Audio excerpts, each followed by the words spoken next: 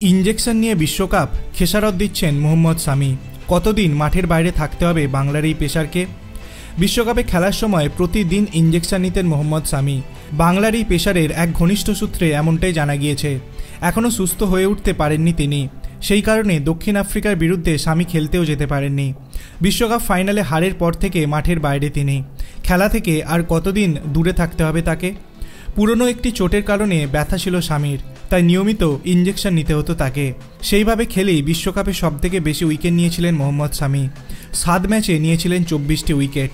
সামির এক প্রাক্তন সতীর্থ সংবাদ সংস্থা পিটিআইকে বলেন, বাঁ পায়ের গোড়ালিতে দীর্ঘদিন ধরেই চোট সামির। অনেকেই এটা জানেন না যে বিশ্বকাপের সময় নিয়মিত ইনজেকশন নিত ও। সেইভাবেই গোটা প্রতিযোগিতা খেলেছিল। এটা বুঝতে হবে, বয়স বাড়লে যে কোনো চোট সারতে বেশি সময় লাগে। দক্ষিণ আফ্রিকা সফরে না পাওয়া গেলেও আশা হচ্ছে ঘরের মাঠে ইংল্যান্ডের বিরুদ্ধে সামিকে পাওয়া যাবে। দক্ষিণ আফ্রিকার বিরুদ্ধে প্রথম টেস্টে প্রসিদ্ধ কৃষ্ণের বোলিং দেখার পর সামির অভাব আরও বেশি করে অনুভব করতে শুরু করেছেন সমর্থকেরা। যদিও অধিনায়ক রোহিত শর্মা বোলারদের পাশে দাঁড়িয়েছেন। ম্যাচের শেষে তিনি বলেছিলেন, আমাদের বোলাররা চেষ্টা করছে, ওদের মধ্যে অনেকেই প্রথমবার এখানে বল করলো, তাই আমি ওদের ভুল ধরব না। সামির বদলে ভারত দ্বিতীয় টেস্টে আবেশ খানকে দলে নিয়েছে। আবেশ দক্ষিণ আফ্রিকা সফরে ভারতের সাদা বলের সিরিজে ছিলেন। তিনি এখনও পর্যন্ত ভারতের হয়ে টেস্ট খেলেননি।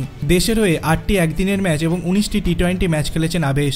সব মিলিয়ে নিয়েছেন 27টি উইকেট।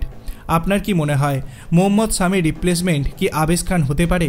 আপনার অভিমত আপনি কমেন্ট সেকশনে জানাতে পারেন। ভিডিওটি ভালো লাগলে লাইক করবেন, চ্যানেলটিকে সাবস্ক্রাইব করতে ভুলবেন না। ধন্যবাদ।